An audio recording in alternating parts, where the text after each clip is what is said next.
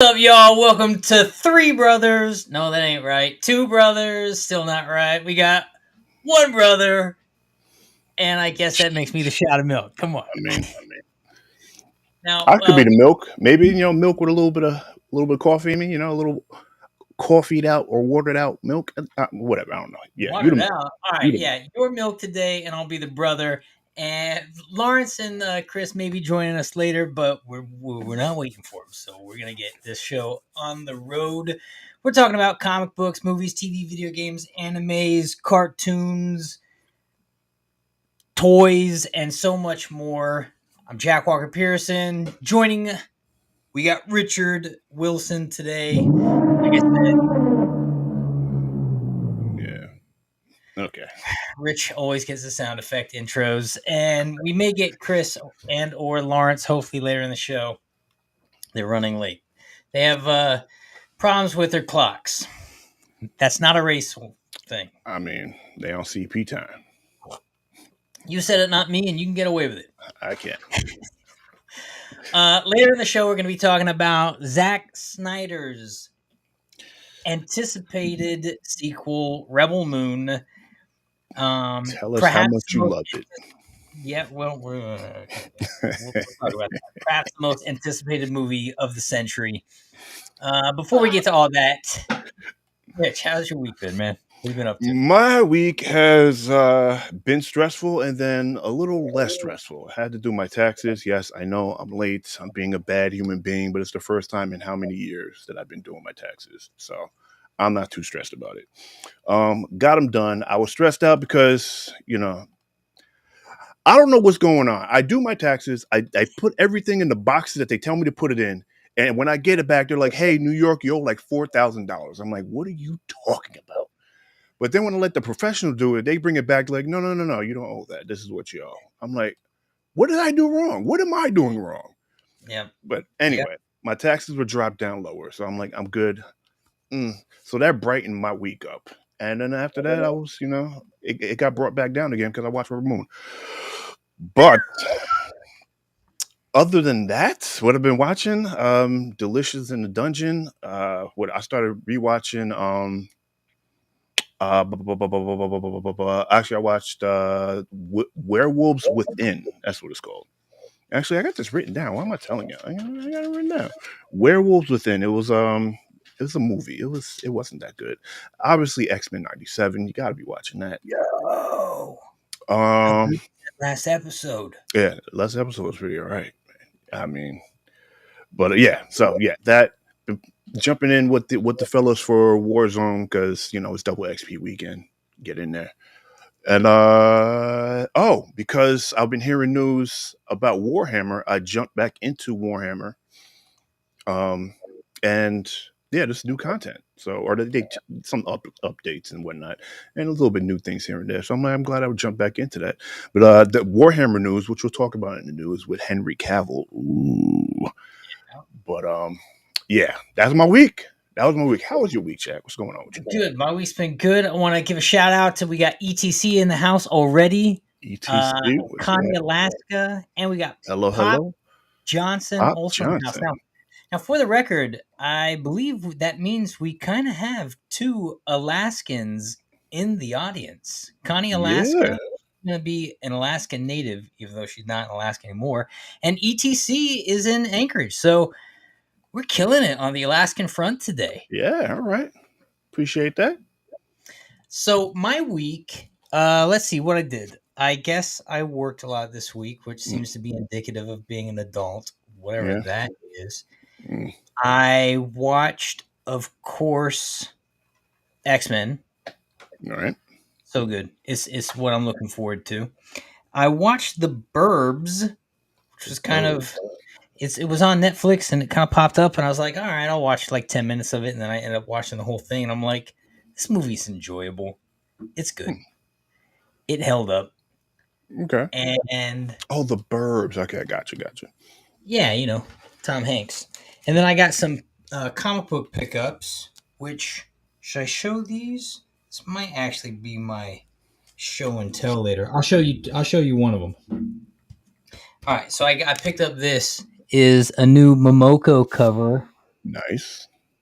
So Momoko has this kind of storm storyline playing out. This is a new kind of mutant who develops the powers of Storm. It's not Storm, as Uh, you can see, it's not Storm, but she's Storm influenced.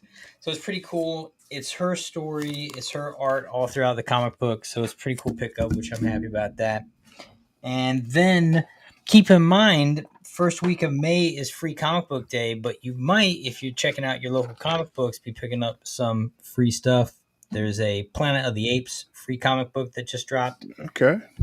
Actually might have come out the week before.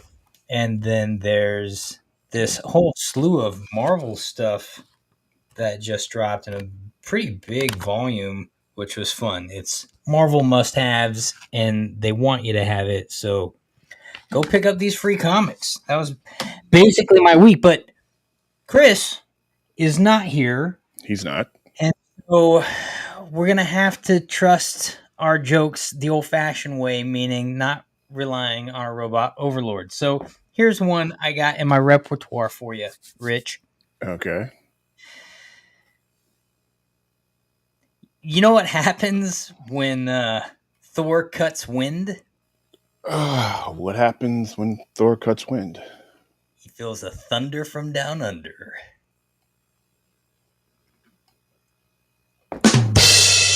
All right, and moving along. So All we're right. gonna leave that segment. We're running down. That's a dad joke. That's a dad joke. Hey man, the jokes are Lawrence's bit, so that's what's up with the jokes. It's not the jokes I would come up with. I'd be telling. I don't know. I probably wouldn't be telling jokes at all. But there you go. Thunder from down under, and we're running through all the lights, skipping the traffic signs, saying, "Hey, watch out! We ain't trying to hit nobody." And we're gonna find ourselves at the collector's corner. It's show and tell time, people. That's right, show and tell time. So for show and tell, we're taking toys out of our toy chest, video games out of our vaults, comic books out of the cases, and we're showing them to the world. They can be worth millions of dollars, or in Chris's case, since he can't help himself, just sentimental, or Yeah. or I guess 3D Just, printed. just made. Yeah. Yeah, just made. Yeah. I'll go first. Yo, you got another Alaskan in the house. What's the other Alaska? Hold on. Let's get back here. I'm also from Alaska. Desiree.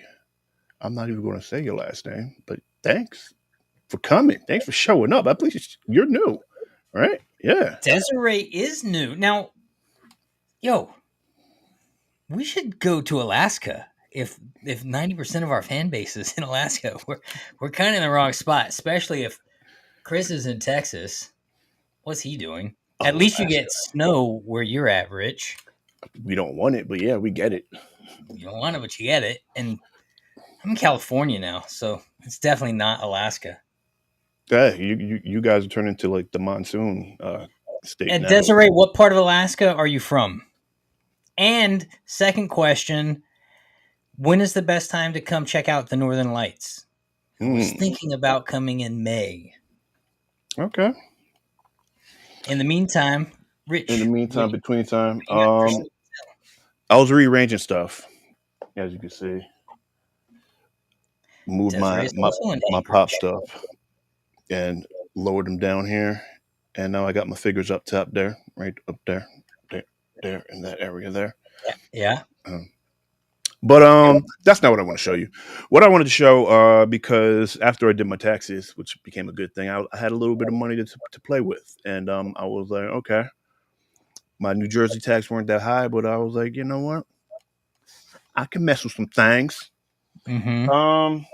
So you guys show some things, some sales, which I indulged in because it was cheap. It was super cheap.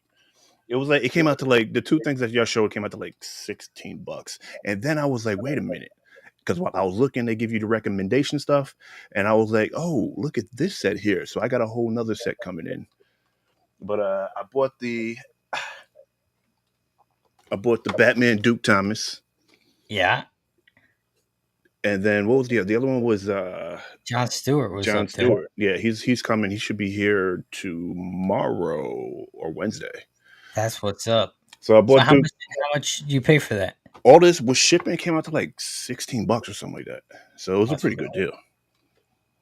So we saw a bunch of McFarlane figures selling for like $7 or under on Amazon, and we tend to let everyone know what we're seeing. So Rich picked up some figures. Yeah, picked up a couple figures, and then I saw some more stuff, and I was like, okay, I can spend part of my New Jersey taxes on that because it wasn't as much as it usually is. I'm like, all right, well, what can I use this for? And that's what I did, and that stuff will be coming in later, and I will show y'all when it gets here. And I'm happy, but then I'm also like, I'm not gonna play with it. I don't know. I'm happy, but I'm not. But Look, man, you pose them up. I pulled them up. I do. Yo, that Colossus. Oh my god. Let me show. Hold on. I put this stand together. And Rich is frozen. Oh, what is going on with this camera, man? Every time we get a like, you freeze. I'm assuming that's what happens. Every time we get a like, you freeze up. So I got the Yo, Colossus posed up because his waist and everything a little flimsy in his leg here. Boy, I got yeah. him posed up on his stand. He just sitting there just flexing. Just, Oh, good that figure looks. Yo, dope. And the Iron Man, I'm the Iron Man one with the Hulk Buster. I got him up in the corner. You really can't see him, but I got with the helmet open and looking towards the opening of the shelf. These things look good. These things look good. Secondhand figures, man. Hell yeah, they look good. I recognize a few guys up there. That's me. That's me rambling now. What you got over there? Oh, right. Okay. Well, to follow up on the Alaska conversation, Desiree says winter is definitely the best time to come, and Connie Alaska kind of confirms that winter is a good time because the bears are asleep. All right, so here's some other comic book pickups I got. So these are my show and tell today. I picked up this Superman Batman cover. Nice. Yeah. Now I have the whole original run of this Batman Superman line when it came out in the 2000s. And then the other comic I picked up was this bad boy. Yeah. Have you not? Yeah. Yeah. Now, what's cool about this one is you can also pick up the individual characters in their own comic cover if you wanted. Okay. So you can get just the Wolverine or just the Storm or just the Cyclops or Upside Down Beast or whoever. But I went for the team because I'm not going to collect all the individuals. But if I were going to, that's definitely what I would do. And the other thing I was going to show today is I don't know if I've shown them before, but we were talking about Star Trek characters last week. So here's my Kirk from the Star Trek movie. Nice. Yeah, it's all banged up, but it's still in the box. He's fun. It's not original because you have like the next gen characters on here and stuff. Yeah. What year is that from? I'm guessing it's 97. 97. Playmates 97. Very nice. Yeah. Yeah, we That's got my show and tell. Now I figured Chris would be at least in by now, but he's not. So we're gonna keep this train moving. And like I said, CPT time when 20 minutes is usually add another 15 on that. Hey man, I'm leaving it. I'm not touching that one. So if he shows up, maybe we'll get one more item in the mix. Otherwise, we're headed to the news. Let's go on to the news. I can't play the sound effect. I'm sorry, guys. Share the screen now. Hey, yo. Okay, great. All right, so it's a lot of news today, Rich. What we got? Let's see. ETC says, nice when you start getting your hands on the new Star Trek stuff that's coming out for Playmates. You know, I think I'm going to have to because Sonequa, who's the captain in one of the series, I have to get her toy. She's a friend of mine. So it wouldn't be right if you didn't get your friend's toy. So I am going to have to start looking for some of the new stuff soon. All right. First bit of news is for all you Sonic fans out there, there is the Knuckles spin-off series, which is going to be dropping April 26th, which means Okay. that's this week on Yeah. Paramount Plus. It's a 6-episode event, All right. and looks like it's got pretty much all the characters from the movies. So this is kind of like a soft third, I Soft guess. third. I don't Okay. know what to say that. All right. In other news, Sigourney Weaver has gone on record to say that she is not making any kind of appearance in the new Alien film Romulus. Uh, There was speculations that she might be coming into it, or at least some sort of hologram version of her. And she said, and I quote, "I think that ship has sailed," and I assume she's talking about a spaceship. yeah. That makes sense. Um, Zack Snyder went on recent record.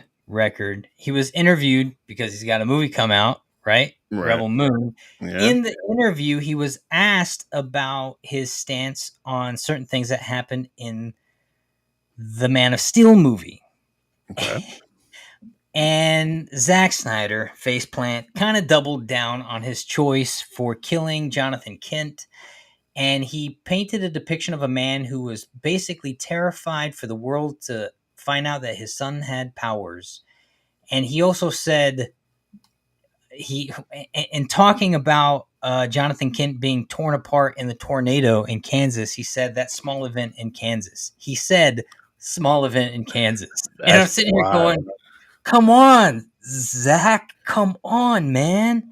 I Like, mean, listen, hearing some of his interviews with this recent movie, I'm not surprised. That's what he said.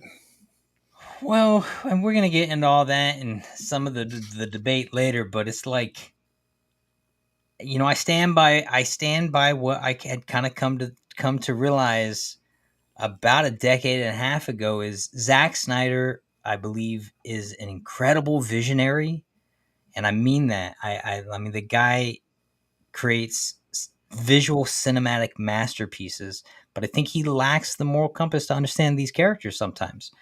Um, Otherwise, I don't know how you double down on the fact that Superman watching his father be torn apart is not a small event in Kansas.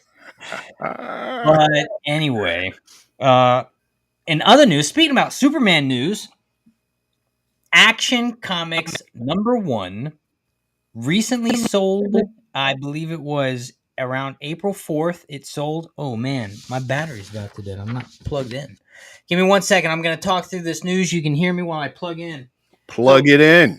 I gotta plug it in. Action Comics sold at a recent auction event in Texas, Okay.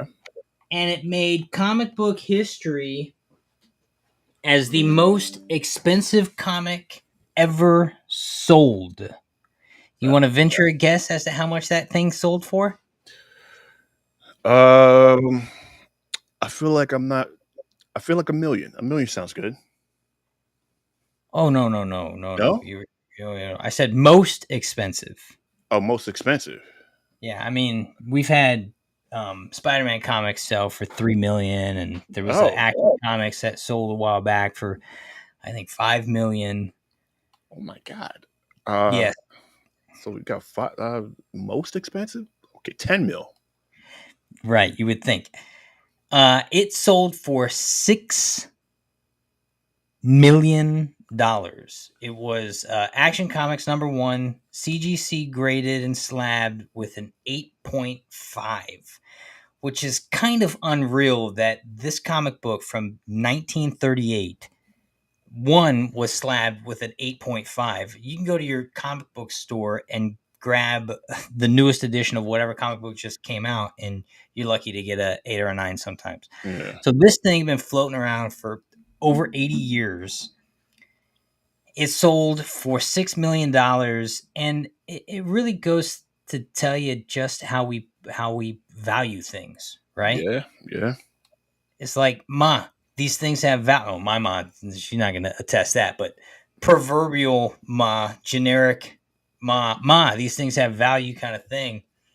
$6 million, Action Comics. That's a lot. That's a lot. That is a lot. That's a lot. Like even in a bad condition, that thing is selling for tremendous money. But some dude in Texas. Oh, and the person. Oh, wait, this is the other fun part about it. The person who purchased it would like to remain anonymous. Anonymous. I mean, Yeah, yeah. I think it's because his girlfriend's been telling him stop buy toys and stuff. Yes. Why are you wasting your money in these comics? Where's my engagement ring? Oh no. Right. Got no excuse now, buddy. Yo, 6 million for a comic. Hans Zimmer, in other news, is going to be performing live. He's touring. Oh, I watched the Hans Zimmer doc on Netflix this week.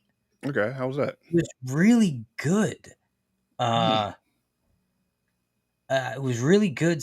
Not surprising. Hans Zimmer is well. I've always thought Hans Zimmer was incredible, but I didn't realize how incredible he was, and I didn't realize that he basically fundamentally changed music in cinema.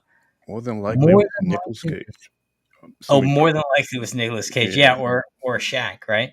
Um, yeah. Well, listen, if I had just a plethora of millions sitting around, I would definitely have an Action Comics or two, one or Yeah. two. Mm-hmm. Um, What were we talking about? Oh, Hans Zimmer. Hans Yo, Zimmer. man. So I was watching this the Hans dot Hans, I think is how he actually pronounced it, Hans Zimmer.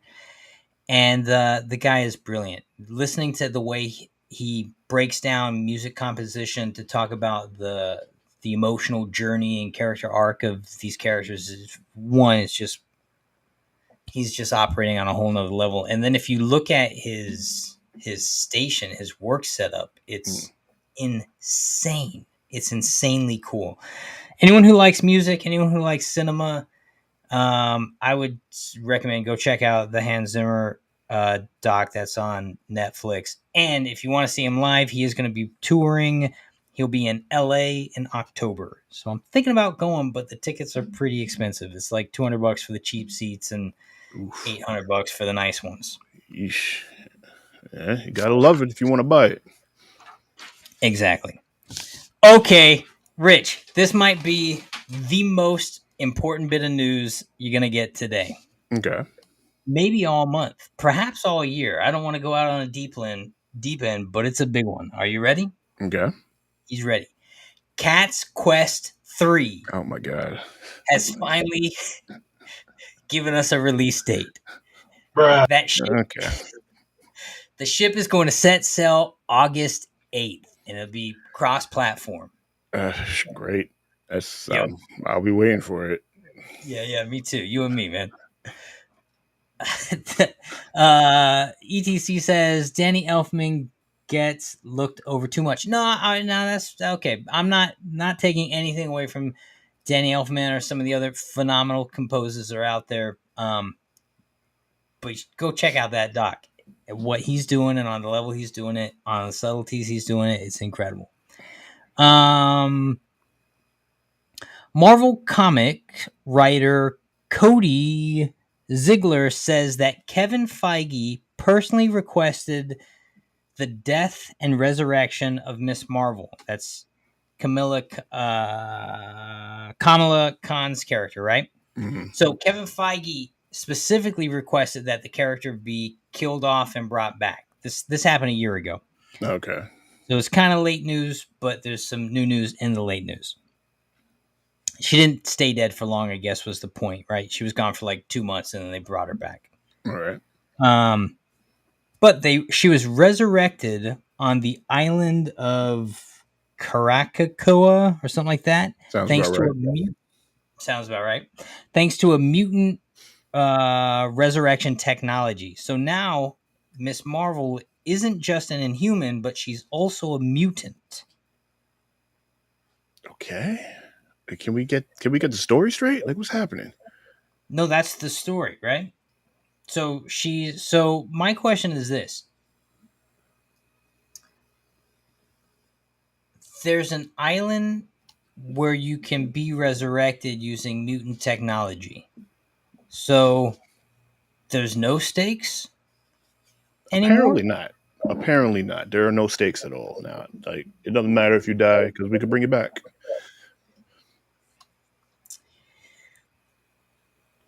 I guess that's kind of what I was getting at. Now, if you want to go check out that storyline, it happened in Amazing Spider-Man 26 last year. Ooh. All right. Well, we're going to be talking about Rebel Moon later in the episode. So, good news, Rich. Mhm. Rebel Moon 3 is already in the works. And Oh, is Zack it? Snyder says there's also going to be a director's cut of Rebel Moon 1 and 2 that's going to be dropping this year, likely in August. And he says they're going to be much better because they're each about 3 hours longer. Oh, I'm sorry. He said they're each about 3 hours long. No, no. Where's my angry? No, no. Okay, just no. All right. Just Two ridiculous. small last little things. One's not really a bit of news. Uh, on SNL last week, there was a Beavis and Butthead skit, Okay. which is hysterical. I think you should go watch it.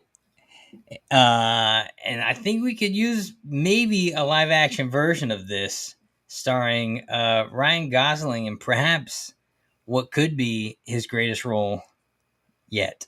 Really? Oh, yeah. It's pretty spectacular. Beavis and Butthead SNL skit happened last week. And, okay, this is the last bit of news. The last bit of news is this.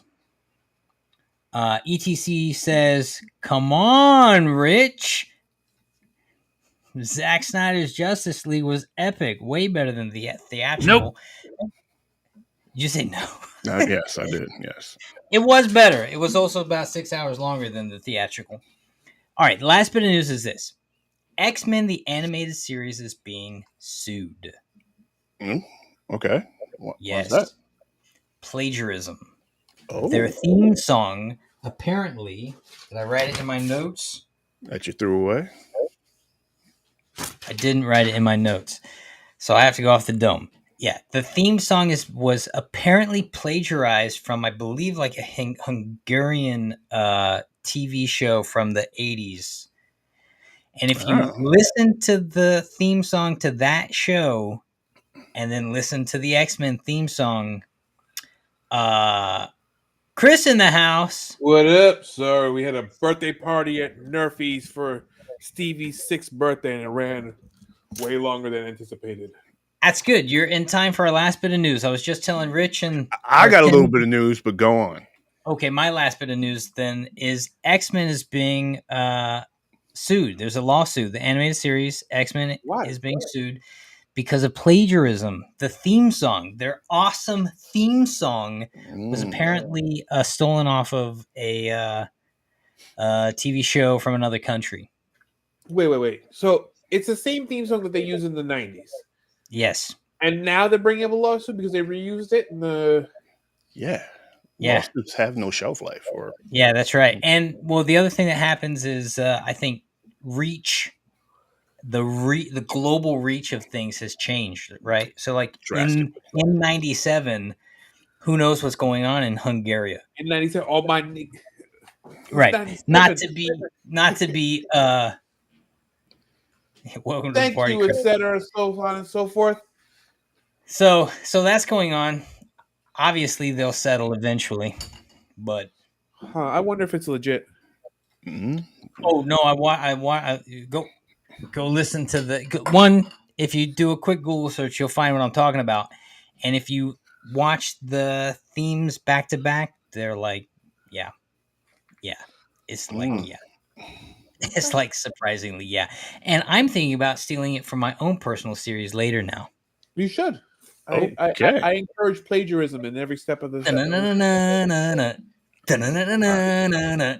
Da-na-na-na-na-na. I plagiarize you. And it is exactly like that. It's spot on. Wow. All right, Rich, what do you got for us? So my bit of news: the Warhammer fan base are in an uproar right now, and it might bode ill will, intent. I'm not sure what the word is for Cavill's Warhammer show coming up. Wow, what's going on? They are allegedly bringing in a female custody. Now, I know you're saying, you bigots, why can't a female be a custody? Because within the lore of Warhammer, custodies were the king's army, and they were have always been and always have been men. They were literally, it has been a great honor within the kingdom to give up your child, your male child, to be raised as custodians. They're pretty much like the 300. So they're raised from a young age to be the best of the best in the king's army. And then now the PR guy for not war games, for Games Workshop is saying that, oh no, we've always had female custodies. And from all the diehard fans and everyone who's probably into this thing, there's like, no, there's never been female custodies from every iteration of this. I think they're on their 10th iteration of the game now. There's never been a female custodies. Now, why make a female custodian when there are plenty of other sectors and groups that are all females, like the Sisterhood and so on and so forth? I don't know, but DIE, right? Everyone wants to do that, or DEI, whatever. Everyone wants to include everything for everyone. Who cares about the story? Who cares about the lore? Just make it how I can feel better about it. So who knows what this will do for Cavil's Warhammer? I really hope it doesn't mess it up. I really hope they come to their senses and they listen to the fans and just do right by this game, because it seems that everything that Cavil touches, it gets jacked up. I think because Cavil's so focused on keeping it so tight to the source material, I think any change is he gets upset. That's why with Witcher, he was upset because they strayed away from the source material. He's a purist. Yeah. So. But as of right now, Cavil hasn't said anything about this. And this is just the PR guy for Game Workshop, who is the publishers of Warhammer. He's just saying that there's a female custodian, which kind of everyone's interjecting, saying that they're going to make a female custodian for the show.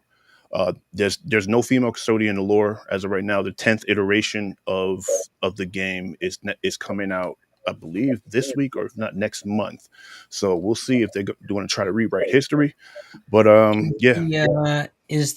Do we know when the series takes place in the lore? As of right now, no.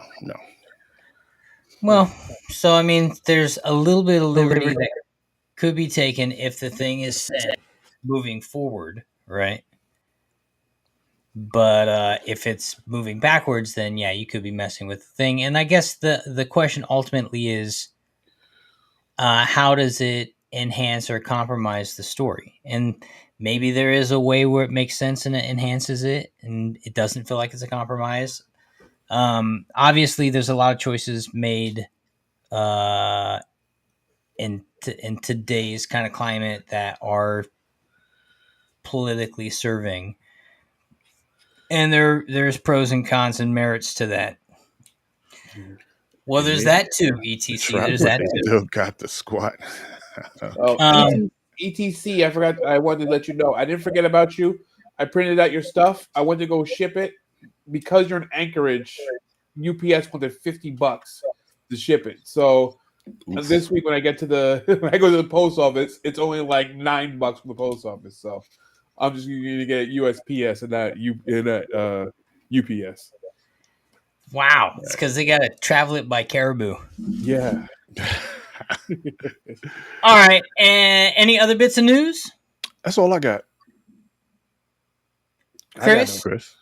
I got no news. All right. Yeah. All right. Well, let's keep this now. Chris, I know you're late.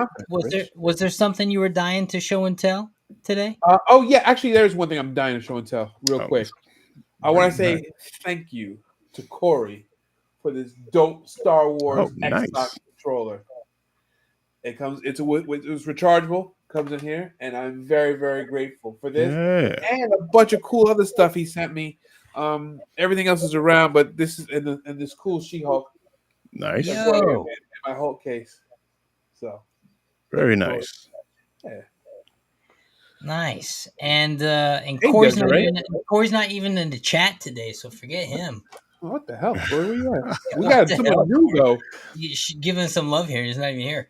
Yeah, we got someone new. Desiree, who is also from Alaska, Chris. Really? Yeah, we got a huge Alaska fan We're, base. we're huge in Alaska. What do you mean? I'm thinking we should take this show on the road. We should. We should. Etc. Can we stay in your house? No, you're gonna be a guest. Question is going to be whether or not you show up on time. What? Are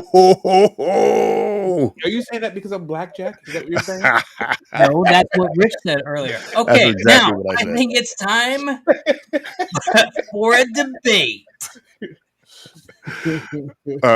Wait, can I? Oh, can we use I that? even use that? Yeah. I'll just do the Chris, bell. we were yes, we can definitely do that. So our last show was demonetized, and we were wondering whether it's because we said something off color, perhaps, or it could be a sound clip that was played that could be copyright infringement. What clip did we use? Well, it could be the Ninja Turtle sound. It could be the Let's Get Ready to Rumble. Anyway, so we're kind of exploring new sound options moving into the future. But yeah, there you go. Ding, ding, ding. Let's get ready to rumble. Now, today's debate is inspired by the legendary Rebel Moon franchise now, moving on to getting its third installment, hopefully sooner than we know. On paper, this movie should be incredible. It should have an incredible cast of characters. You've got this lone samurai with flaming swords. You've got with robot hands. With robot hands that harness the power of the ancestors. You've literally got a robot. You've got a prince who rides a giant bird. You've got all Griffin, Jack. It's a griffin. You know, it's a big bird. He's riding Big Bird. He rides Big Bird. That's right. He does. On paper, this film has an incredible lineup of characters. And I'm wondering, can we do as good as Zack Snyder? Can we create 5 original characters based off of whatever our brain wants to associate?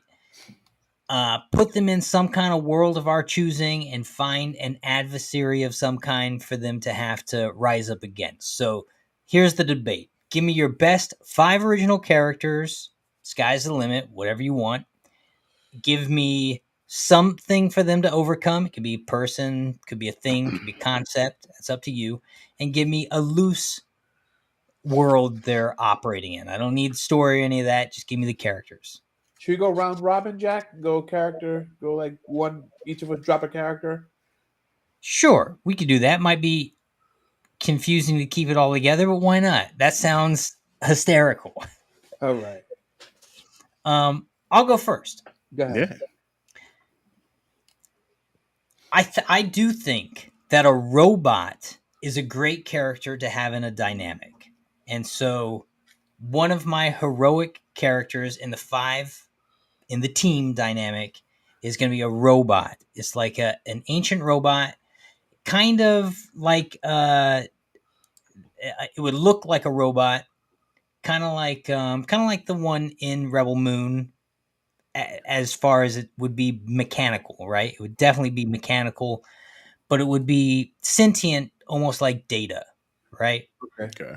But it would have the ability to like interface with any technology, modern or ancient, just by kind of like touching and engaging with it, kind of like Cyborg. Does that make sense? Weird. Yeah, he'd be touching computer parts. So I have a robot. Now he also have to be he'd probably be more the strategist side of things, but of course he's gonna be, I don't want to say tank character, but he's gonna be bringing down heavy artillery. Okay. Or she, the robot, or she, androgynous, a robot. Gotta be inclusive. Right. Yeah. Yeah. I mean, I will match your.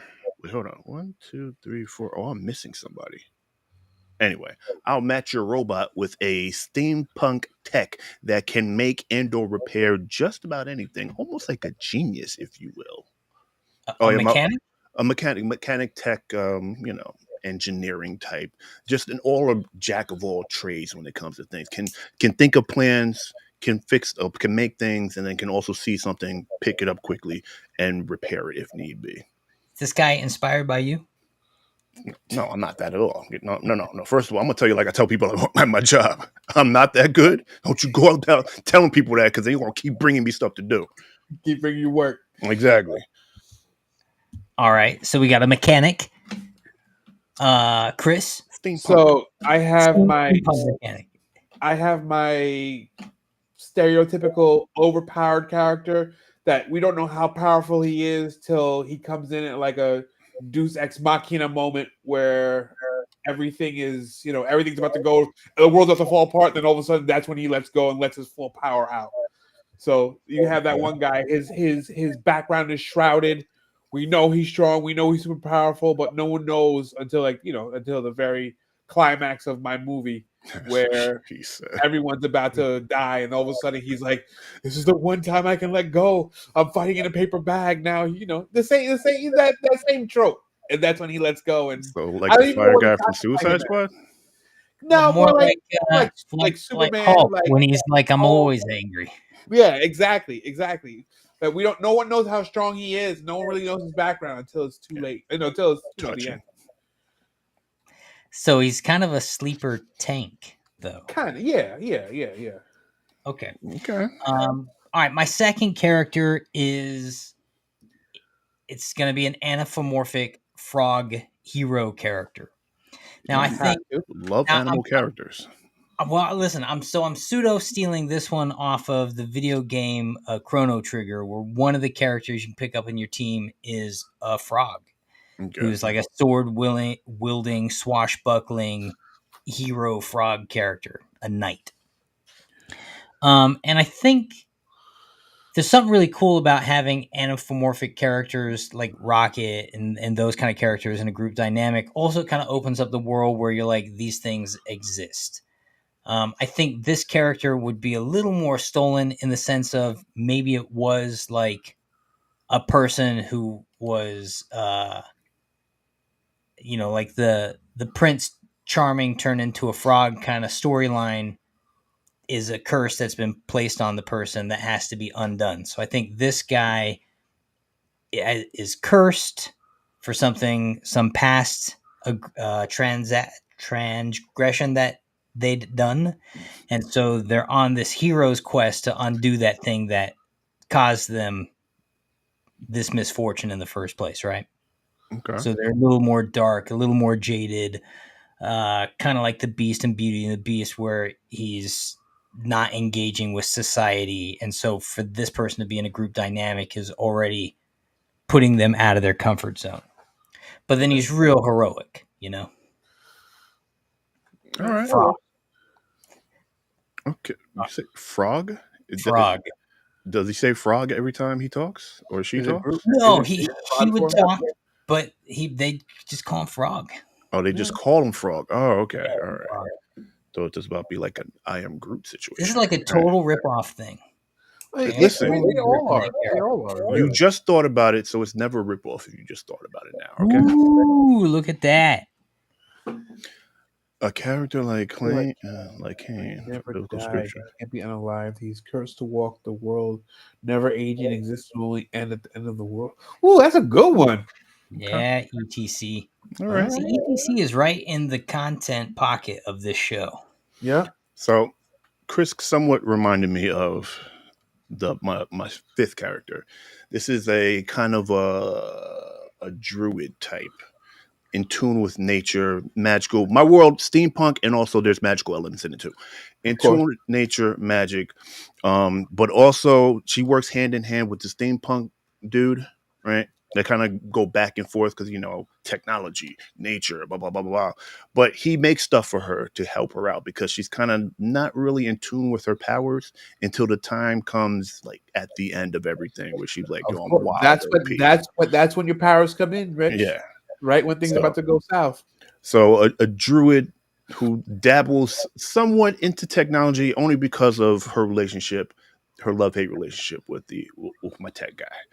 And yeah, she's kind of shunned from her enclave, I guess you can say, because she's like the runt of the litter with magic right now. Like she's very awkward with her magic. She's not sure how to use it efficiently. So sometimes things go wrong. All right. right. Let's see how that works. My next one would be typical, another archetype, lone gunman guy, super charismatic, super good looking, very much like myself. And Okay. he just, he's the kind of guy. He's like, think of like Star Lord and Bullseye and all those guys who they never miss. That's the kind of guy he is. But he's a good guy. He's heroic, and he'll probably get shot in the end, saving I'm gonna himself. need you to tell me where the camera is because that's my thief. But anyway, go on. But no, but you know what? But you say that because when we get these like you son of a bitch, I'm in type groups. Yeah, These are the archetypes that they use. So yeah. you always we're picking these guys, but these are from every like what's the word I'm looking for, Jack? When they bring everyone together, like I You don't know. can't. Yeah, it's so on the nose, which is kind of the nature of this debate. Right. It's always the same group dynamics. It Almost. is almost always Yeah. the same group dynamic. You have, and then next, I'm gonna have a girl in there that obviously is gonna be the love interest for lone gunman type. That's not gonna, that's not gonna want him. But yeah, I'll be my next one I'll drop. But it's you fall into Guardians of the Galaxy, you fall into Avengers, you fall into all this group dynamic, but you fall into it because it works. When the battle comes, like everyone brings something to the table, and everyone compliments each other, and it makes for good TV, good movies, good comic books, good storyline. Mm. All Well, right. I can't wait for your next round, Chris. Can't There you wait. go. Go ahead, Jack. In fact, I can't wait so badly. I think we should go counterclockwise this round. All All right. right. Do me now, or we going back to Chris? How are we doing Should this? I go again? Yeah, go again. Oh, all right. All right. So then the next is I have to have the token female, super strong warrior. I Oh, need. just one female? You bigot.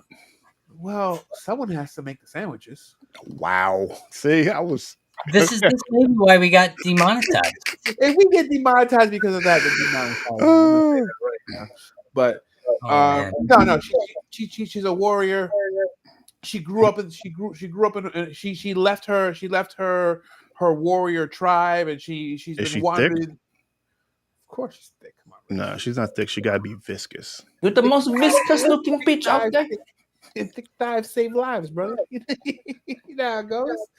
Oh, But yeah, no, but she's on a mission to prove something to herself, and she Okay. joins up with these guys because they can provide her the challenge where she can prove herself worthy, because reasons. So there you go.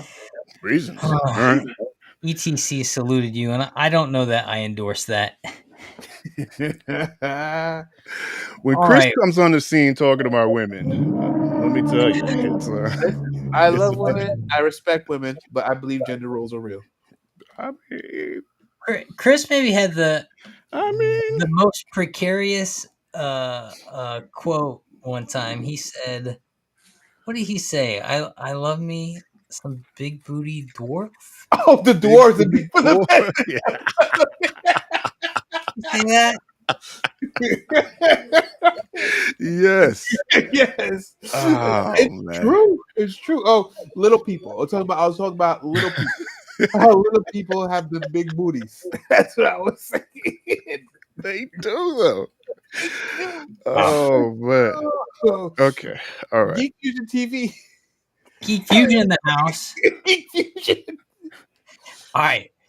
Oh yeah, you're trying to get us canceled. Come on. Chris is done. Chris is done. Oh man. Oh, you assume I haven't done that, etc. All right. Chris has found his audience. Yeah, I did. All right. So yeah. So this is our third, right? 1, 2, 3. Yeah, third. Yeah. So yeah. So as I was saying before, my roguish thief, right? Ruggishly good looking, can get out of any situation. You can't hold him down. All right. Yep. There's no prison he can't get out of. Charming, good looks. Oh, just thought of this now. There's no prison that he can't get out of, and no bed that he can't get into. Ooh, I like that. What are we talking about right now? Yeah. And he's the guy. He's the guy that gets the thing, get into where you need to get into, get the things that you need to get the stuff done. I'm with it. That guy. All right, that guy. That guy. All right. Good. My next is my tank character. Okay. This guy. He's good. He's really old though, like ancient old, like Like very that. incredibly Well, I thought old. the Raw was a tank. But No, he's not a tank yet. He can he's be the not. tank. He has the ability to throw down, obviously, Okay. but he's not the tank of the group. The tank of the group is this old guy who's unassuming because you wouldn't expect it. But then he's got like this Popeye thing that he does. You're describing Henry Cavill as Robin Hood. I mean, I can That's see actually- Robin Hood being my thief, all right? Or not actually Robin. I would see pretty Cavill good. being my thief. Oh, better than Kevin Costner. It's like paraplegic James Bond, Rich. Wow. Paraplegic James Bond. What are we talking about? And so then, but the old guy would have like a Popeye thing that he does. So he takes like a serum or injection or a shot of something, and he. So he's on drugs. Yeah, he's on drugs. He He's roids an out. addict. Okay, got it. Essentially. And that's my tank character. Okay. Fourth. We'll go back Number the other way. four. So number 4. My number 4 is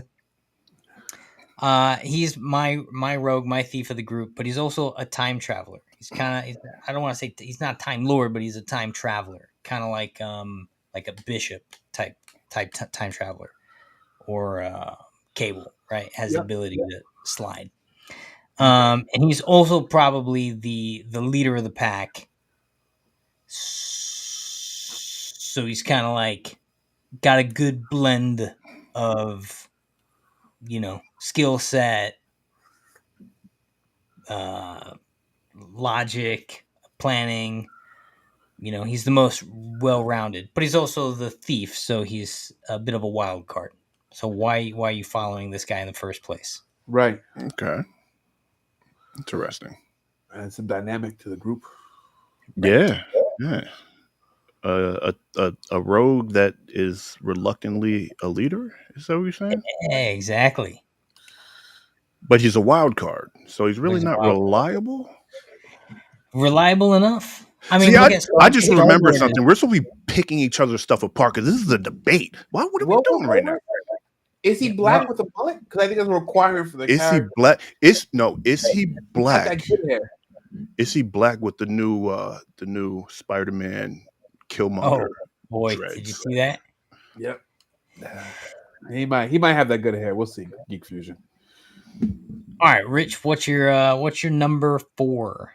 My number 4. Oh, I mean, because I gotta have a samurai. I got a young disgraced samurai, honorable but disgraced samurai, who's out traveling the world to prove himself, and and also make a name for himself as well. There you go. Yes. Yep. Yeah. I gotta have a samurai. I love samurais. I did not have a samurai. Yeah. So what you got, Chris? What's going on? My number 4 is Egon Donatello type nerd. So my steampunk guy. Got it. Yeah. But he's the guy behind the team. So he may not be in the front lines, but he's the Q. He's Lucius Fox. Yeah.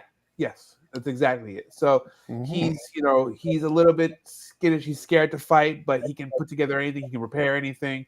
And then probably in the climax, when it comes down to the end battle, he finally able to pick up one of his own weapons and use it to protect the people. He's Robot from Invincible. Pretty much. Yeah, exactly. You know what? Yes, he's Robot from Invincible. Damn, you're right. And you know what? I didn't even think of that, but that's exactly who he is. That's exactly who he is. Damn, that's on the nose. Chris again. All right. My last one. It's a kid dynamic. So I got a kid. He's maybe magically inclined, I'd say, but in development. Okay. And that's it. Like the nascent one to the group, who's probably, a street rat taken in reluctantly into the group, but then ends up being pivotal. I'm trying to think of the Aladdin song that goes hoodwink, street rat.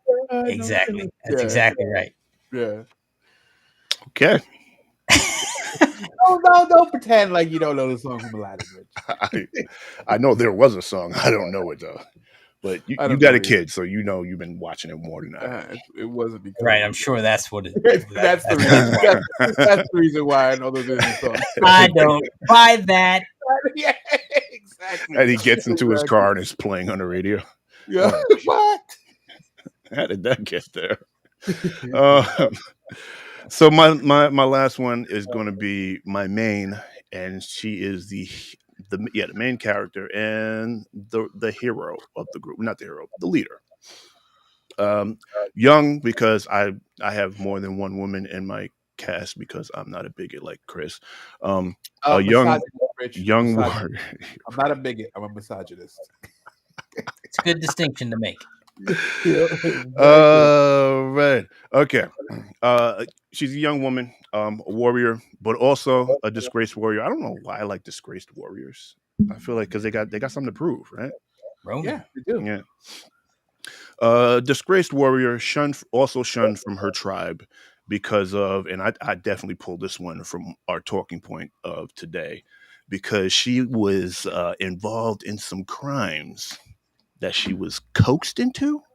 Mm-hmm. So yeah, so now she is out there, shunned from her tribe, figuring out life, just going. Oh, also because she was shunned and she's so the tribe is so well known, she disguises herself as a guy, so kind of androgynous looking. Mulan. It- You're describing Mulan. you know what? I did not think about that, but yes. Shut up, Chris. Yes. So yeah, like a Mulan, sure, why not?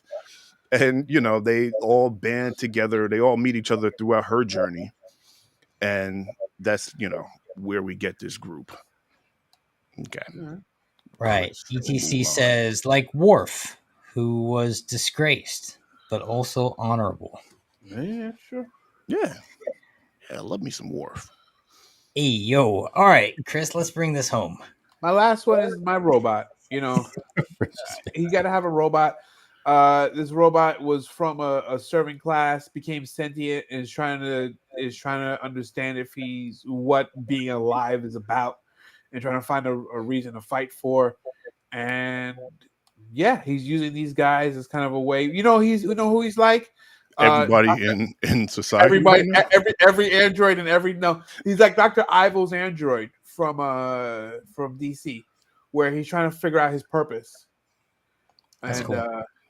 I don't know who that is. Tell me who that Yeah. is. Educate me. he's like this ultra powerful android in DC, and his biggest thing is he got actually conned by Lex Luthor because he thought Lex Luthor was telling him the truth, and now he's just trying to find his purpose. And that's why he's with these guys, is that he thinks he's just trying to find his purpose with these guys. Ryan Pax. Is that from that movie, Pax?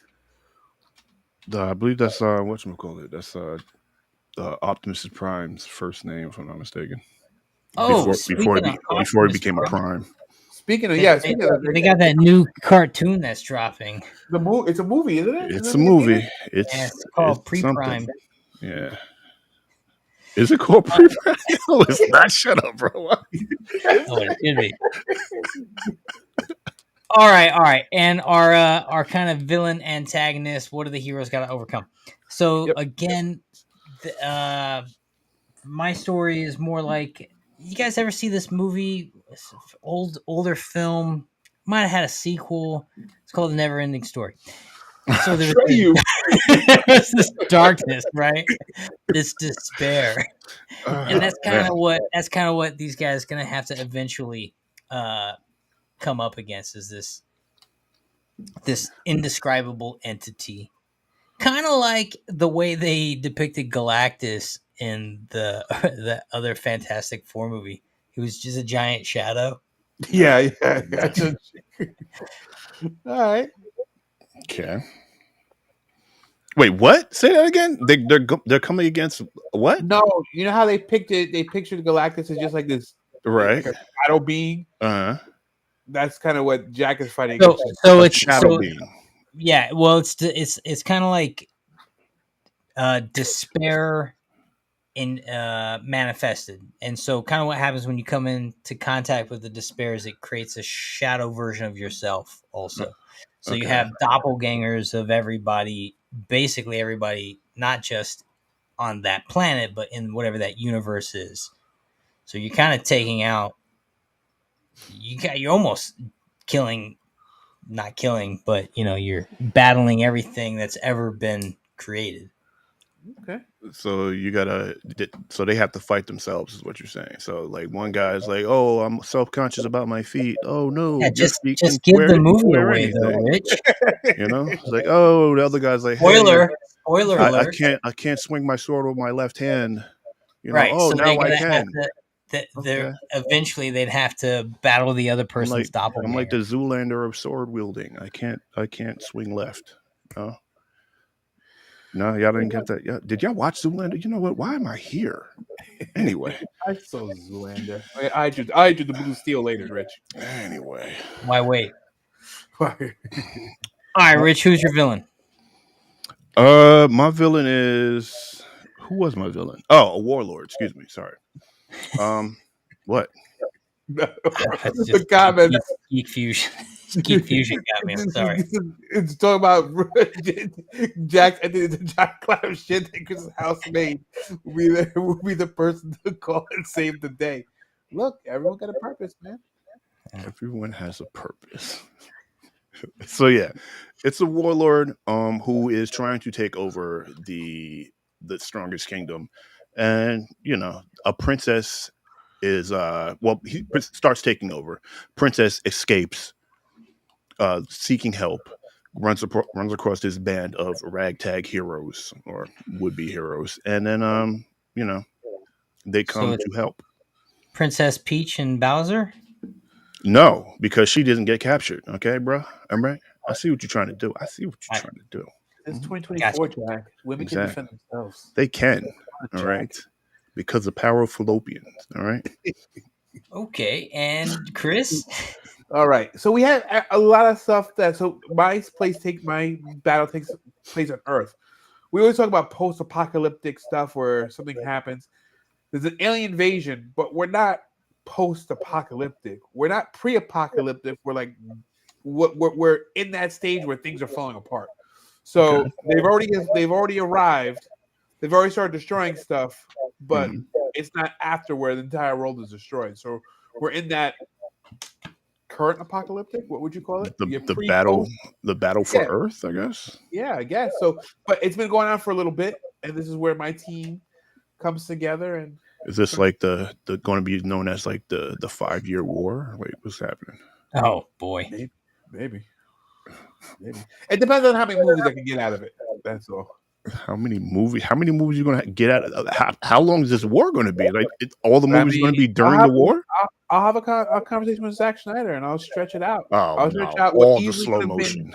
2 movies. All the slow motion. Your character's drinking water by the fountain. Slow motion. That's half the movie. Well, we'll get to it. We'll get to it. Oh my goodness, we'll get to it. The first 30 minutes. I think that film is. Well, we'll get to it. We'll get to it. It's a 3-hour film, but I think there's only 30 minutes of film. We'll get to it. That's all you need, Jack. Man, okay. Give me my check. Yeah. All right. Well, good debate, guys. I think on paper we have as equally dynamic a team as probably in Rebel Moon. Oh yeah, definitely. Yeah. So 100%. we all win and we all kind of lose, and that's gonna segue us into the main event. Where is the main event? Oh, this thing is all over the place. Keep The holding it, reason Jack. why we're here. The Keep holding reason it, Jack. why we're here. All right. So today we're talking about Zack Snyder's Oh wait, there we go.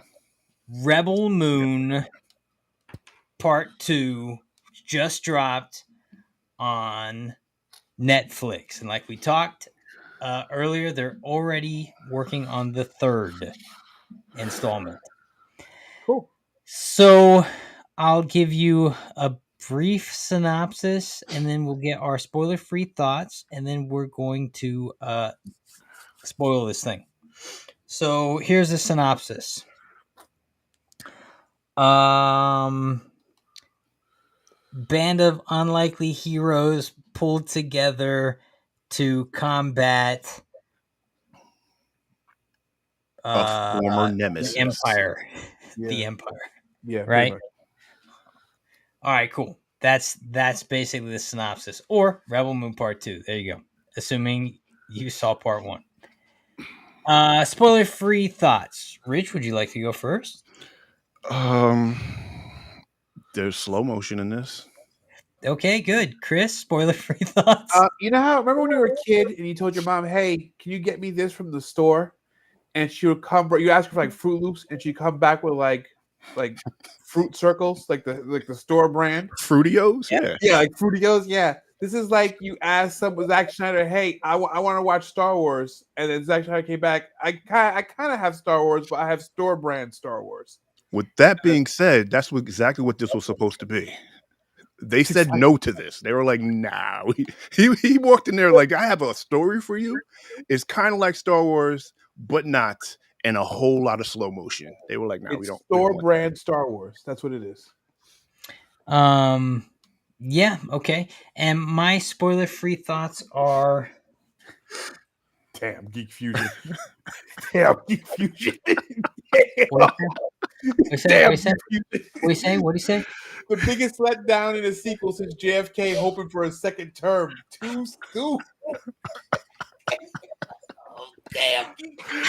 Oh, man. Wow. That's rough. Well, here's my spoiler-free. If you liked the first one, you will love the second one. And if you did not like the first one, you're probably not going to enjoy the second one. Jack, can I tell you something? Or the third one. Jack, let me tell you something. I told Viv and I watched the first one together. Okay. Yeah. And I told her yesterday. And she was like, I want a divorce. Why did you let me watch this? No. She said that after he suggested watching the second one together. I thought you loved me. I thought you loved me. No, I told, hey, let's watch this. And she's like, this is a sequel? She's like, yeah, I remember nothing from the first one. Yeah. And I went, and I'm watching this thing, and I remembered damn near nothing from the first one. But and the listen, first one was like 2 months Chris, ago, wasn't it? Chris, they remind you at the beginning of this one. So yeah, they recap a little bit. Good Geek thing, 'cause I Fusion. Geek Fusion, Zack Snyder went on record. They're already begun works on the third one. So, without further ado, Geek Fusion. Here's the best part: you also get director's cuts, twice as long. Yes. Zack Snyder also said, "Look forward to the director cuts of 1 and 2, probably dropping in August. They will be at least 3 hours long, each of them." Yeah. Of what, Jack? Of what? Slow motion. Do you think this is all the slow motion they had? Oh no, there's more slow motion. Look, yeah, exactly. Look, I have to say this every time I talk about Zack Snyder. I do think the guy is visionary. I think just like we conceptualize some cool characters, I think Snyder conceptualizes really cool things that he wants to see. And on paper, I want to see it too. And it looks very cool. There's something missing in this film for me. And that tends to often be the case, not always, but it's often. Jack, I'll tell you what it is. It's the same mistake he made with Justice League. He rushed into this thing without building the world. So now there's all these people I'm supposed to care about, all these intricate politics of this world, this mother world. I'm supposed to care about that. I know nothing about. I know nothing about this universe. I know nothing about these people. And we jump into the second one as if this has been an established universe for like 5 years. But now, Chris, that's why he's dropping the 6-hour cut. He's trying to establish it. Yeah, but then I got 6 hours of this. I'm just saying. It's so one-dimensional, though. It when I'm watching this, and I felt like this is such more the second one than the first one. But I'm like, this is such a Star Wars ripoff that But let's talk about this. So the movie starts with we basically pick everybody up kind of where we left off. Our protagonist thinks she's killed the evil head dude, but the evil head dude's in an egg being rehatched. Yep. He's in Carbonite. Star Wars. Exactly. And so but then they quickly find out that no, the Empire's coming back. And so we have to make preparation. And then we go into about 30 to 40 minutes of slow motion wheat harvesting, corn, wheat cutting montage. They're So literally here, their plan was like, let's give them let's give them giant bags of flour and say sorry we killed, because at the time they think they killed this guy. Let's just give them the flour and they'll be like, all right, we're cool now, and fly away. No, That was not the plan. The plan was she came in and she came in. They were like, "Oh no, I killed him. They won't be back. Right? They're not coming back. Right? And then homeboy, because they just talked, because the one soldier that's left there, that's in love with the girl, the deserter, right? He comes back because he just had communications with the other general. Yeah. He comes back and he's like, "Oh no, they'll be here conveniently, though, mind you.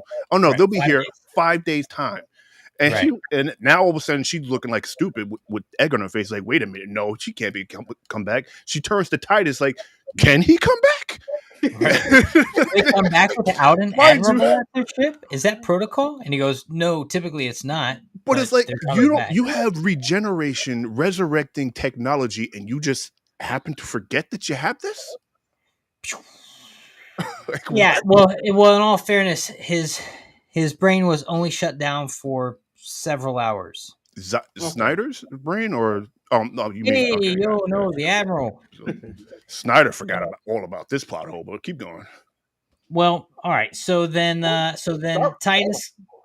Titus comes up with the plan, because he's the planner, and he says, "Listen, everyone needs to go till harvest the field." Okay. What is it? Time out, flag on the play. They have to harvest. They have to harvest the grain. So it's like the middle of the day. They're like, we don't have enough time. It takes 3 whatever cycles to harvest this grain. Like, all right, so then we start tomorrow. If it's such an emergency, why don't you do it right now? Why are you like, wait? Okay, so they start tomorrow, and they do what's supposed to take 3 months and literally 3 days. Like, yo, and they're having a great. You got to get this done in 3 days. Like, everyone's smiling. There's literally a shot where there's like the kid smiling at the ninja samurai lady. Like, and I was surprised too, because I thought because also the plan is, first we do the harvest, then we teach you how to fight. So we have 3 days to harvest everything and about a day and a half to show you guys how to fight. Right. I'm sitting here going, there's not a better way to spend the next 5 days, but I guess not. And so not only were they harvesting it, they were using the harvest as basically a shield to put around the community, because they figured they're coming back because the Empire is so hungry they have nothing to eat and they really want this grain. So if we put the grain around the house, they won't blow our house up. 50 bushels of wheat is going to feed an entire empire, because that makes sense. It wasn't even like it's for the ship so that they can make it back and not have to eat each other on the way back. Like, no, this is for the entire empire.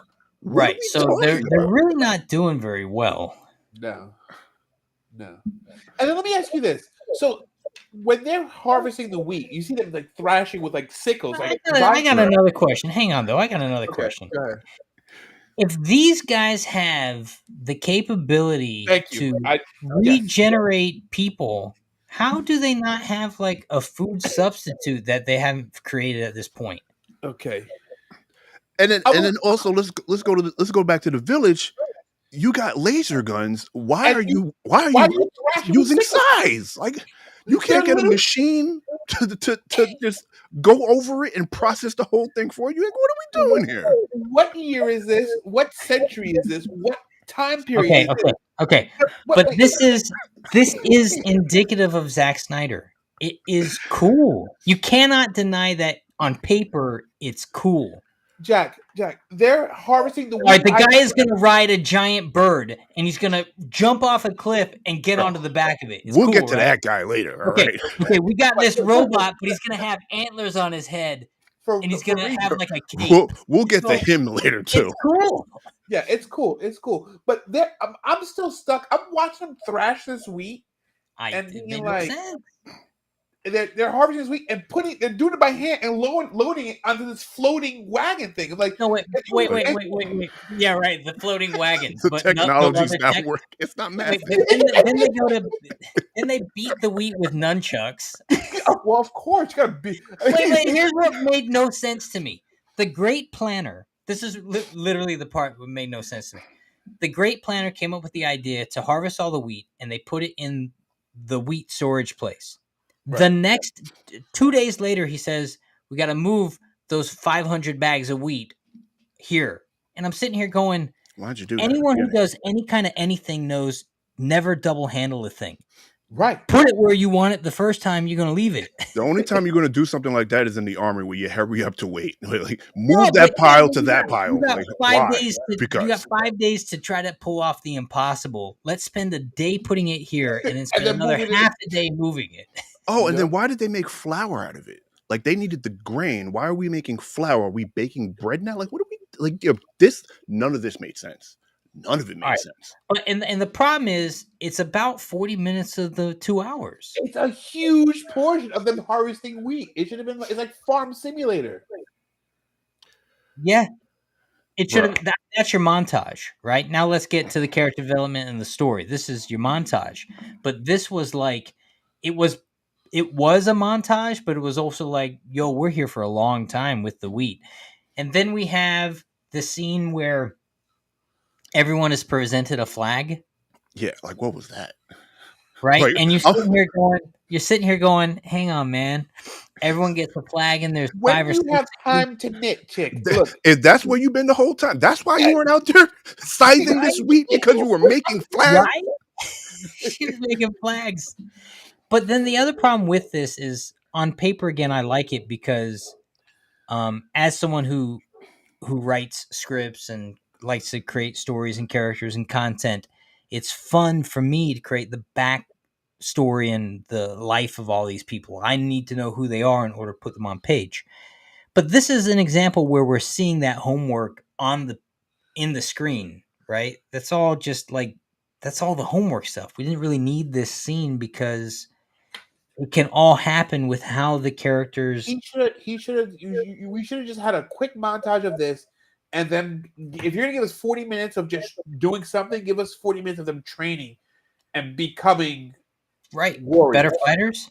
Yeah. But it was like everyone who stepped up with the gun was actually a phenomenal shot right off the bat. Which also made no sense, because then when the place is actually getting invaded, they put all the women and children in the back of the barn with one person to watch them, and then they gave the kid a knife. But then the other 20, 25, 40 people with guns, they kept either underground with all the bombs or in the attic. But they waited to engage until most of the town was obliterated. Look, there's a lot of problems with this battle. Oh, but there's not much movie. Here's the whole movie in a nutshell. They prep for 5 days for the Empire coming back. Right. The Empire comes back and they fight. They start to lose, but then they win the fight, and then they lose the fight, but they win the fight. But then the lady gets on in the big mothership and blows it up, and they win the fight. Casualties on both sides, but we won the fight. That's the whole movie, right? So you're looking at, there's not much to the film, if I'm being honest. The roller coaster of emotion, Jack. Rich, you're muted. Oh, maybe he's trying to make a point. We're missing all the backstory of the characters. But then they cram the backstory into the flag scene, right? Where I'm gonna give you the backstory on a spoon so you like the characters and you have it. But I'm not actually experiencing the backstory by seeing them do stuff. Right. Like I don't find out he's the heart of the tribe of people because I see him as the heart, as the hope. As a matter of fact, the last time I saw him was in the first movie, and he was a bit of he's kind of a sleazeball, right? He sold the whole village. Yeah. So if anything, he wasn't the heart and the hope. This guy was on a path for needing redemption. So I don't know how in the sequel he turned into the heart of the town. When did they fall in love? I don't know that one either. And not only fall in love, but the weird bed pillow talk that they have where she starts talking about, mind you, he already knew about, but starts talking about how she is the way she is because she offed the right. I'm just like, this is what we hold on. So post-coital conversation how I was part of a mutiny for our kingdom. Right. And she's playing with the guy's chesticles a lot. It's like, yeah. So did I tell you about the time when I shot that girl? Like, what are you talking about, bro?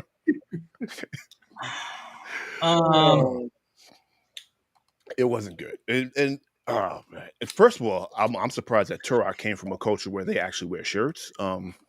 Why does this man not have a shirt? Whoa. The Native American character who fights with a tomahawk for some weird reason comes from like a 1800s London town. No way, Jack. No way. That guy is right out of 300.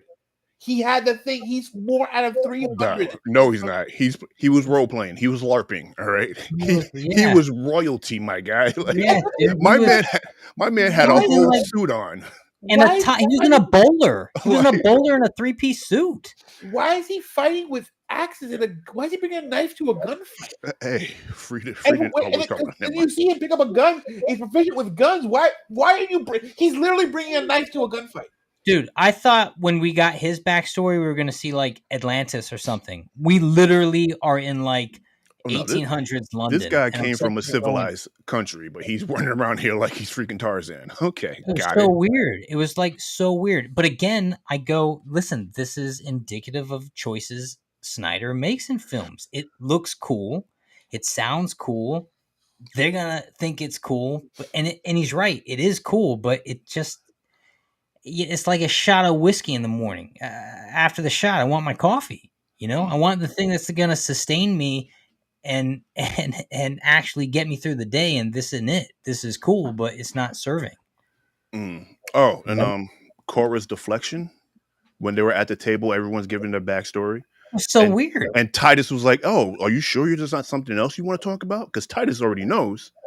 And she was like, "Oh, do you want to talk about how you're sober? How dare you not drink?" And but the problem with that scene, it was in the wrong spot.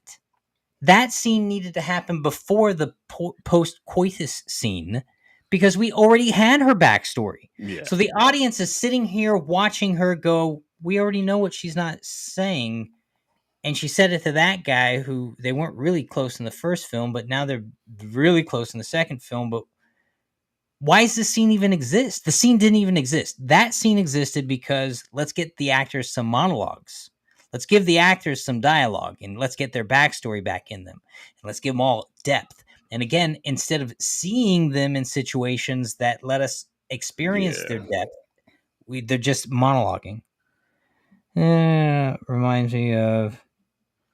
Oh, sure. Yeah. Well, that's kind of like where the guy came from, right? It kind of looked like that kind of... something like that. Yeah. Civilization. Yeah, but that's over and over again. That's where I personally kept coming back to. I kept coming back to, you're feeding us the backstory, you're feeding us the depth, you're feeding us the characters instead of letting us experience it and come to some conclusions and understanding. And maybe that's what you're talking about, Chris, where you're like, there was no room for development. And it's like, right, because you spent so much time in montage and slow motion that you had to just give us monologues to understand the characters instead of letting us experience the characters through situation. Development should have happened the first movie. We should have gotten all that the first movie. Yeah. Maybe some details here and there in the second one, but the main part of everyone should have been the first movie. Instead of doing that, that 30-minute slow motion of him jumping off a cliff onto the griffin, they should have been like, "Hey, he comes from an actual civilized. He needs to be wearing a shirt." Okay. Yeah, or we need a reason to see him take it off. And then the rogue samurai character, who's actually got a really kind of interesting backstory, but then you find out that all of her ability to do sword work comes from robot gauntlet gloves that she cut her hands off and put on, which is interesting and it's cool. That was actually pretty cool. That was actually pretty cool. Is it cool? How was that cool? Like, hang on. Here's where it's not cool. She couldn't take out 3 soldiers. There was only 3 people came in that door. Maybe she needed more practice. And if it wasn't for the 8-year-old with a knife, maybe the ancestors weren't communing with her strong enough. I was so confused by that scene. They took one of the dopest characters in the first one, and they somehow forgot that she was a good fighter. I mean, technically, that scene made no sense. She wasn't a good fighter because she never fought anyone until she put the gauntlets on. So maybe it just showed that she wasn't as skilled a fighter as she thought she was. And she only fought that Spider Woman because, it was taking She fought that Spider Woman in such a way. Yeah, listen, man. Okay, so the gauntlets weren't communing. She gets stabbed in the belly. Yeah. And Titus is he's doing a lot of facial expressions in the middle of the battle. Oh yeah. Right? It's like him and the Native American who should probably be in a shirt. Turok.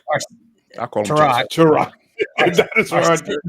the dinosaur. Yes. How many times they look at each other and cheer when they think they beat the bad guys, and then the bad guys come, like, of course there's a second wave, and they're like, oh man, there's more of them, and then they beat them and they cheer. There's another wave of them. It was so weird. It was so weird, man. It didn't make any sense. This movie was a whole mess, and didn't make any sense. Snyder forgot what I don't know I don't know how they shoot, whether they do it in days, and he was like, okay, we're going to forget everything we shot yesterday, and we're going to focus on this part. Who cares if it contradicts or just doesn't make sense with the previous other days? We're just going to make this happen. Wait, hold on. So they bring Homeboy back, right? The general, right? I'm sorry, Admiral. They bring him back, and he decides he wants to jump into the hole full of people with guns. But mind you, no one really shoots at him. He just runs through them like they're nothing. Yeah, and again, it's freaking Star Wars. They're like stormtroopers. They can't hit the side of a barn.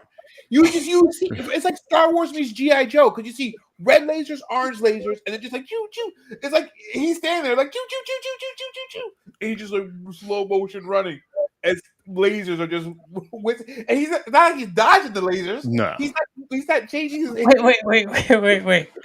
All right, so the Admiral lands. And instead of attacking or doing anything like that, they have a parlay and they actually talk again, which is the same exact thing that happened in the first movie, right? So we've seen this movie, we've seen this scene play out, and so he lands, has a conversation with a lady, and the lady's like, "Okay, I'm gonna actually turn myself in." Her love interest rings the alarm bell, signaling, "Hey, it's time to fight." Right, he hugs her, and takes her gun, and shoots the thing like, and then. And their big plan, their first strategic move was a guy comes out of the ground like a golfer and blast whatever's in front of him, because they didn't exactly know. He's gonna blast whatever's in front of him. The word of the day, kids, is shell shocked, and no one had it in this movie. Like, no, but he exploded everybody. Cora goes flying. The love interest goes flying. Everyone goes flying. Everyone in that radius should have died. Dude, the main villain guy is like half blown up right there, and I'm like, well, this should have been a lot easier. I mean, if you just like come out of the if everyone just come out of the gopher hole and just started going bang, bang, bang, bang, bang, bang, bang, then they would have taken out everyone on the ground. Pretty much. Right. And maybe throw a couple of them rockets. Wait, we're missing. Why were they so heavily armed to manage a grain farm? because like this in low part tech grain farm. Why did No, they bring so many weapons? it was in the the weapons first of the guys one, before from the first. Yeah, yes, Oh, okay, I missed the that part. soldiers, yeah. Now, some of the farmers did have like hunting rifle kind they of had muskets, blasters. Jack. They had laser muskets. Yeah. Yeah, and they actually kind of loaded it like a musket too. What year? What I don't know what time period, what year this is, Come but on, Chris, it's cool. I I'm guess. telling you, that was the main word going around the table. This will be cool. This would be cool. And I know that's true because, again, and we talked about it during the news, when prompt about Man of Steel, Snyder kind of answered in a real a way that is indicative of the way he engages with cinema. It's cool. Yeah, we can do that, you know? Bro, I mean, I guess, all right, we have two options. Here are the options. We can sit here and actually plot this film out appropriately and talk about it blow by blow, or we've pretty much broad stroked it and we can let it be and not labor. We don't need to slow motion this review, I guess, is kind of what I'm getting at. I guess. Because let me be honest, after I watched it, I was kind of down on it, and then I said, "Okay, Jack, let's watch it again, so we can give a real in-depth Wait, kind of time no, out. wait, hang on. 2 times, Jack? No. I was going to, and then oh, and then I came to my senses, and I said, "It's not Interstellar, man. There's no depth to this film. I didn't miss anything. There's no mystery to be unraveled. There's no subtlety to be gleaned off of a second viewing." I was like, I'm not. It's fun. It looks cool. It's explosions. There's actually some pretty good performances. You know, I mean, they're killing their moments, but what's the? I just didn't care about the characters ultimately because I think I nailed it for myself. Instead of seeing characters learn and grow through situations and actions, I got a lot of monologues, I got a lot of slow motion, and I got a handful of montages, and then I got battle sequences. So I'm watching an action film that looks cool, but I'm missing the, despite the good acting, despite the depth of the characters on page, I'm missing the heart somewhere along the way that tells me I care about these things. there was no heart. I mean, I'm be honest with you. Cora was not a redeemable. Yes, she was double crossed, but she was also part of a mutiny. She was part of a takeover, a coup, and she killed a child. At least she thought she did. Did Oh, I mean, Spoiler, yeah. spoiler alert: the First kid of might all, not actually be dead. Now, and the Man. movie ends with we're gonna find the kid and fight. We're gonna find the kid and fight. I yeah, feel like they could have worked on the alliteration somewhere in there. It could have actually worked, but that's how they leave the movie. We're gonna find the kid and fight. there's so much. It was even with the battle. There was just so much. Like the ship that was there the whole time that everyone forgot about. That now we bring it out. Oh wait, but it works perfectly. It's just so much. The robot who's watching them like a freaking creep on the cliff sides. Yeah. So this guy meets Cora, or what's her, or Threas, whatever her real name is, and is like, they have a moment, and then they're talking about about what to fight for, whatever. Wait. I'm sorry. Her name is Andreas, Is it Yeah, like but the yeah? robot's name is Jimmy. What are we talking about? It's What, James. what is this world are we living in right now? It was a very, very Martha moment where you called me James. No one's called me Jane since the old one. Now I understand that makes me feel Oh something. man. but he still didn't agree to get involved. The robot's character was cool. You know, the robot is cool, but are you gonna dance or not dance? And then ultimately he dances at the last end of the song. And can we talk about the other people who dance at the end too? The rebel forces. Oh man. Where were you guys this whole freaking time?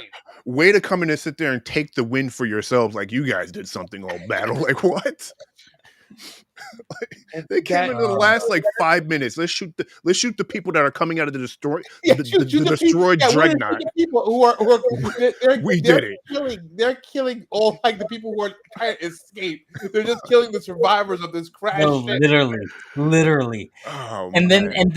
then the leader of the rebel faction at the end gave a speech about how they're all united, and Cora said no.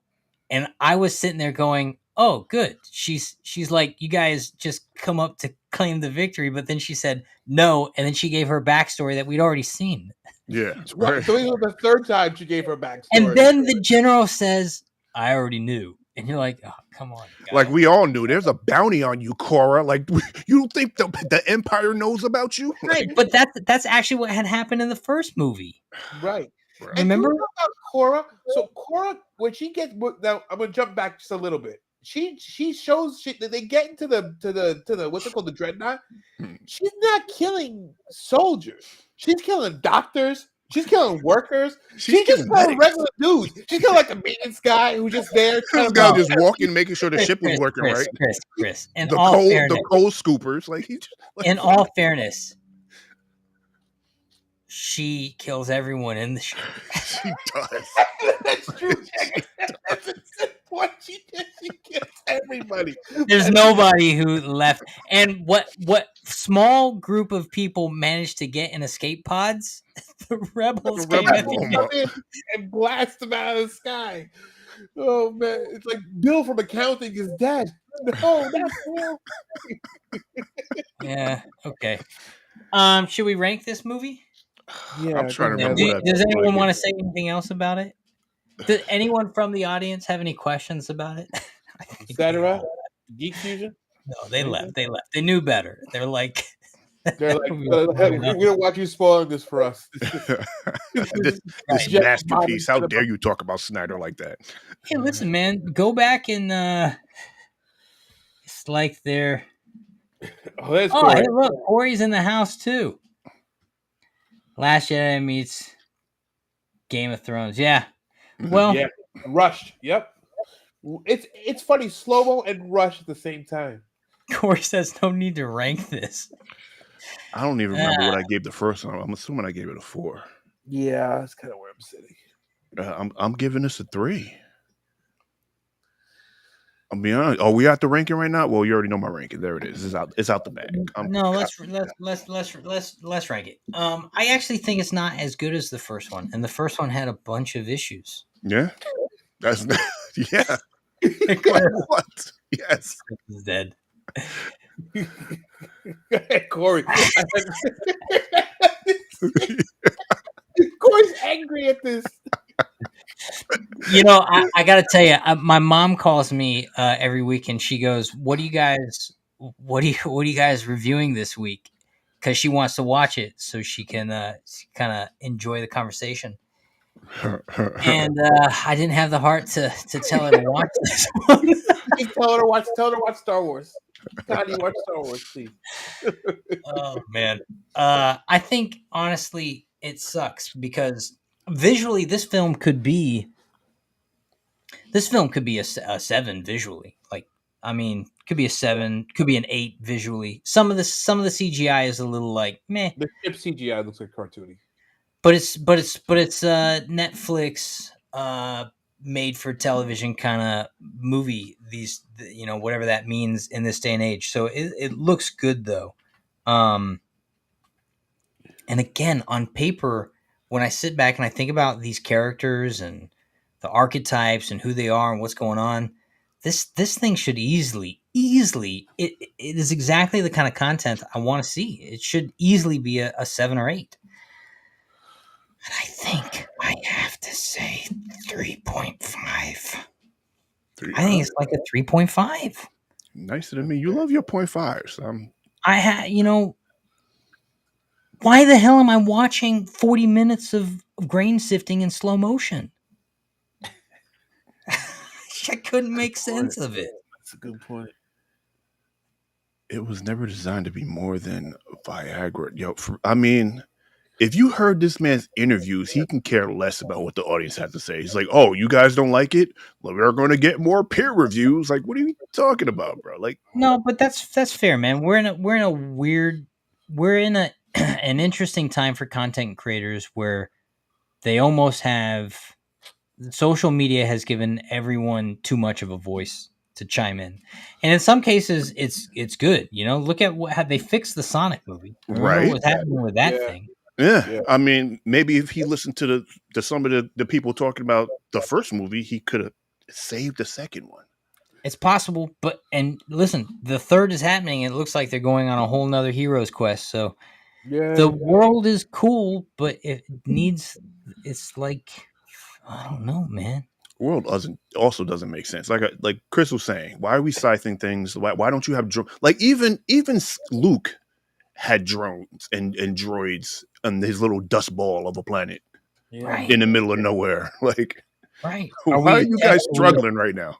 Tech civilization or not tech civilization? Like literally, when you pull out the scythe, I'm sitting here going, you got blasters and literally hovercrafts that you put your crops on, but you're using a scythe to cut down the stuff. Did they have mechanical doors? I'm trying to remember what the shacks have mechanical doors. Shacks just straight up shacks like Game of Thrones shacks. Okay, all right. There's a lot of mismatch to the world. You know, it's all mashed up. Chris, let's get your review so we can get out of this. I think I'm there at 3.5. The only thing that's saving this is some of the battle stuff was cool, like the fighting and the explosions were cool. Was very cool, and that just like going to like my core like child. I just like to see things explode. So. Yeah. All right. So collectively, we gave it a 3.3, which means I guess we gave it a 3. Yeah. Yeah. And I think that's maybe a little harsh. Sorry, Zach. I think it's a little harsh, but that's where we're standing today. That's our takeaway. We gave it a 3. Now, I will say this. Lawrence likes to say I got a love-hate relationship with Snyder.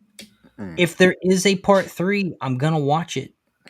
Jeez, I am too. Oh my god. I'm gonna watch it because I have the most fun talking about train wrecks with you guys. Yeah, well, yeah. I'll watch this just like we watched Tomorrow War. It's gonna be like Tomorrow War didn't get a sequel. I thought it did. There was talks of it. I'm not sure if it went through. It might have been just rumors. Just so that we can freaking trash it. But when something is universal, I have the most fun when stuff is either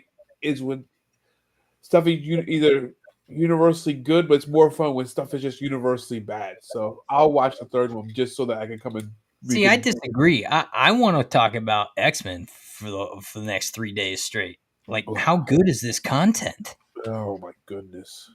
Look at Chris. He's like, yeah, you're right. You're right. We could have been talking about X-Men this whole time instead of talking about.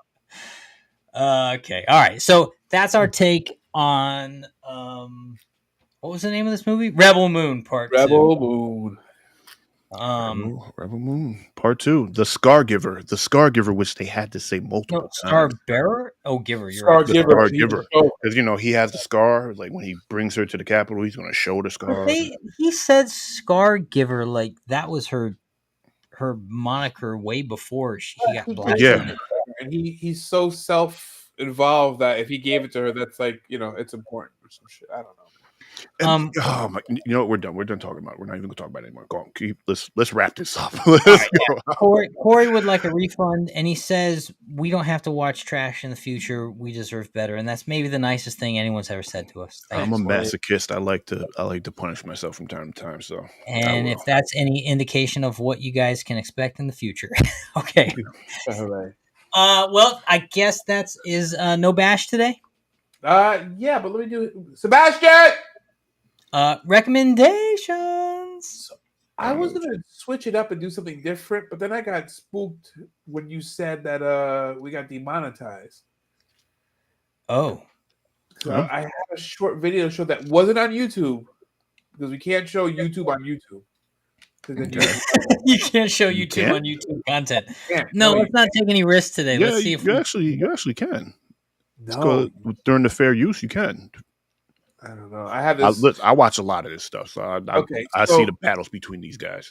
Maybe we'll bring it back in another segment, but I was going to do a different segment, the recommendations, and I had this whole thing planned about how we're more divided as a nation than we have been, and that's because we don't have these 80s cartoons giving us special messages at the end of episodes anymore. Oh, okay. And I had a special message picked out about not letting people touch you. Okay. So you're worried about YouTube? Okay, keep going. But You want to people just tell touch. us the message? let me see if I can. Well, don't play it. If I play the audio, you think they'll Yeah, because their algorithms pick up audio. I'm thinking it's the Ninja Turtle theme song that Richard been No, playing. it's from He-Man. He-Man teaching kids not to don't Yeah, let people and touch it. He-Man's like, it's so funny. He's like, don't let anyone touch you when you tell a teacher, a priest, or a rabbi if someone does. It's awesome. Okay. It's so awesome. That But might because you know that why? might I'll tell offend. you why. Because you know why? Because there was before we had all these channels, there had to be a certain educational component to children's television. Yeah. Even if you look at the credits from G.I. Joe, it'll tell you. There's a guy from Harvard on there because he was a doctor that told them like, okay, this will guide children in the right direction. So that's why when G.I. Joe, He-Man, all these shows at the end had a special message about pork chop sandwiches and all this stuff at the end was because it had to fulfill that education segment. Mm-hmm. And in the beginning, it was very, very good, and then some of it got stretched out, and it was pretty funny. So, but I'll figure out how to incorporate that sometime down the road. I don't know how we're gonna do it. Well, you could just read them. Yeah, just read it off. Yeah, I can't do it in the voice too. Go on, do the voice. Do the voice. But do the voice. Here's what I do have. Let me share my screen, and I'll show you what I got for you guys. Yeah. Okay. Let's share the screen. If you're in the mood for more ripoffs, there's a whole industry of ripoff movies you can watch. So hey, you can't see Kung Fu Panda in theaters? You have the Little Panda Fighter. Okay. Hey, you can't see Pacific Rim in theaters? Oh, we got Atlantic Rim. I saw that. That's the one with Tretch. Yes. Yep. That's the one with Tretch. Yeah. You have. I'm ready for you. Yeah. You have Atlantic Rim. Hey, you can't see. You can't see Thor in theaters? Don't worry, we got you. You have the Almighty Thor. Almighty Thor. I mean, you gotta get that Thor, team Thor. Thor's God. There's no thing on him. That's right. We could do a Thor story right now. Hold on a second. Hey, you remember Independence Day? Yeah. No. You can't afford to see Independence Day in theaters? You can see Independence Day.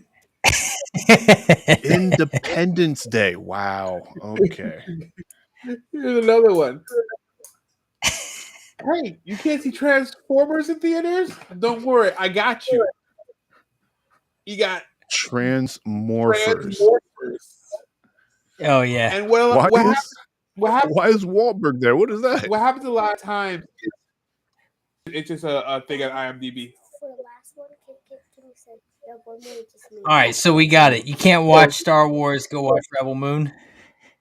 That's it. But there's a whole. Can't watch Star Wars. Go watch Space Nuts. No, go watch Space Balls. You'll have a better time. Oh, yep. Space Balls. Right. Really. So one more thing I have for you guys is Sebastian. What you got for us, Sebastian? What you got for us, Sebastian? One of them is me. One movie. And see, it's because get it because it's like a podcast. Yep, we get it. What are you showing? That's good. Who sent us this? Corey, Jack's brother. So Corey actually sent us this. Nice. Who is that? That guy's from. He's one of the Ghost Rider guys, isn't he? Yeah, I think so. All right. Very cool. What else do we get from Corey? We got Mr. Fantastic. Nice. Fantastic. What? I'm not sure if it's the first movie or the second movie. What does he do? Does he stretch? No, he doesn't stretch. Yeah. There is a Marvel Legends that he has stretchy arms in there. Yeah, this one's not it. This is the movie one. So he just. He's highly posable and really smart. Yeah. Yep. What was that, Spawn? Yep. Yep. Spawn. And that Spawn has this cool like alien armor on it. So it's Is that dope. alien? Oh, I'm about to say. I thought he was, Yeah, I showed She-Hulk already. kind of touching his softer side there because he's got lighter colors. And Yep. She-Hulk, yeah. All right. Say thank you, Corey. Thank you, Corey. Corey's, yeah. Corey's. That sounds good. The multiple Corey's, got it. There you go. Corey Kadori. Corey Kadori. Oh, that's sticking now. That's all we got. All right. Well, then that's our show this week. Catch us next week, same time, Sundays. Like, subscribe, tell a friend. All you guys and gals in Alaska, keep telling the rest of the community, and we'll keep coming back. And wait, Sebastian, tell them what happened today at the party about the subscriber. Oh, so I was asking random people, are you subscribed? And guess what?